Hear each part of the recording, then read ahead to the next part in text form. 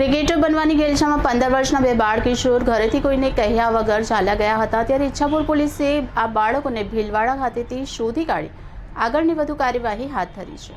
ઘટનાની જાણ થતાં ઈચ્છાપુર પોલીસ ઇન્સ્પેક્ટર એસી ગોહિલના માર્ગદર્શન હેઠળ પીએસઆઈ કેપી જાડેજાની અધ્યક્ષતામાં એક વિશેષ ટીમ બનાવી હતી। આ ટીમમાં એએસઆઈ પ્રભાતસિંહ શુભ, પોલીસ કોન્સ્ટેબલ કલ્પેશભાઈ ઉકાભાઈ, બહાદુરભાઈ, રણજીતભાઈ અને ચેતનભાઈ ભરતસિંહનો સમાવેશ થયો હતો। ટીમ સૌ પ્રથમ બાળકોના માર્ગનો પત્તો લગાવવા માટે ઈચ્છાપુર, મોરા વિસ્તાર અને સુરત રેલવે સ્ટેશનના 93 થી પણ વધુ સીસીટીવી કેમેરા ફૂટેજ તપાસ્યા હતા।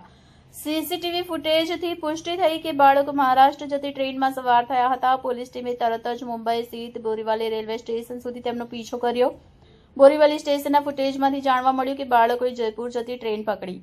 આ માહિતી મળ્યા બાદ ટીમે હ્યુમન ટેકનોલોજીના આધારે જયપુર અને પછી ભીલવાડામાં તપાસ કરી। તપાસ દરમિયાન જાણવા મળ્યું કે બાળકો તેમના મામાના ઘરે રહેવા માટે ગયા હતા।